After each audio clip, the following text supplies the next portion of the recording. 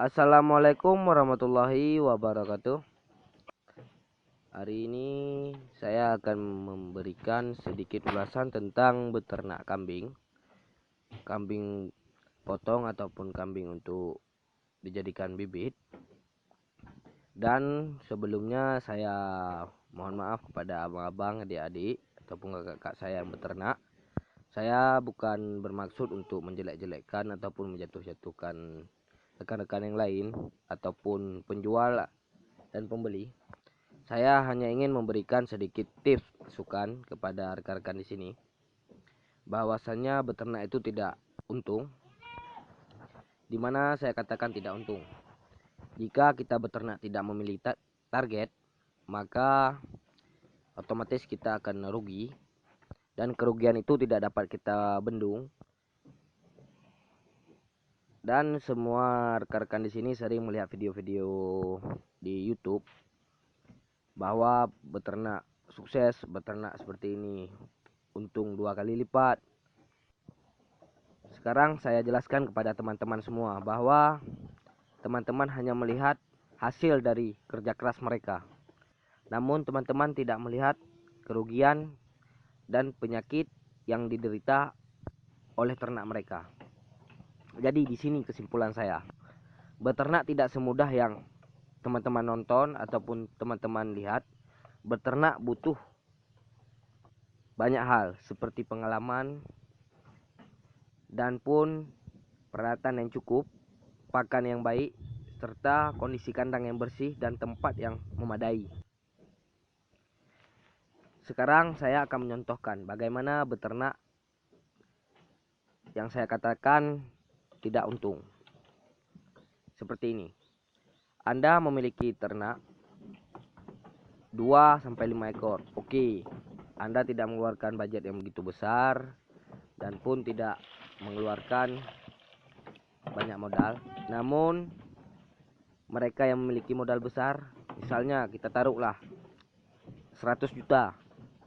Pada 100 juta itu mereka akan menghabiskan sekitar 30 juta untuk pembuatan kandang. Lalu sisanya akan untuk membeli bibit kambing. Namun dengan modal yang besar itu, apakah kita sudah memiliki pengalaman? Kita bisa pergi ke kandang orang, melihat, oh ternaknya bagus, begini bang, begitu.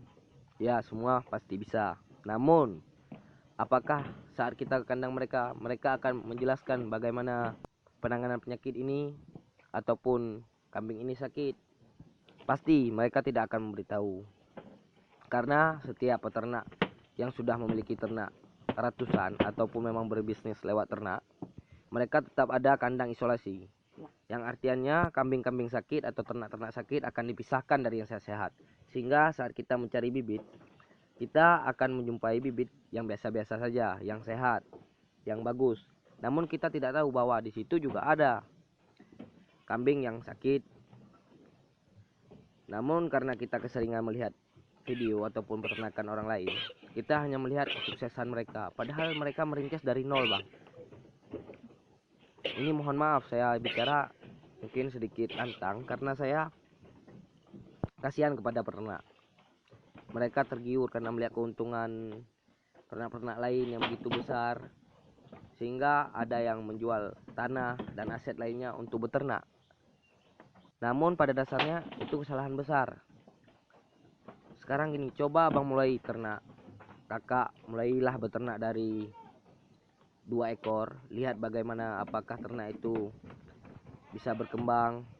Karena tidak setiap orang yang beternak itu tangannya cocok untuk beternak. Misalnya kita beternak kambing 5, 3, 4 hari setelah beternak, kambing-kambing tersebut perlahan-lahan mulai sakit mata, kena penyakit mulut, KBS atau kurap. Kita obati sembuh. Setelah 2 minggu ada penyakit lain. Itu saya sarankan jangan beternak kambing. Rintis usaha lain seperti beternak domba atau sapi, karena memang itu gimana ya saya katakan, kita tidak cocok untuk beternak kambing. Lalu cobalah beternak yang lain, karena dengan beternak yang lain mungkin ada kecocokan. Mungkin teman-teman di sini yang beternak, sebelum beternak pasti main-main ke kandang sederhana milik tangga ataupun teman-teman dekat. Teman-teman bisa melihat bagaimana kondisi kambing mereka sehat, sehingga teman-teman tergiur untuk beternak.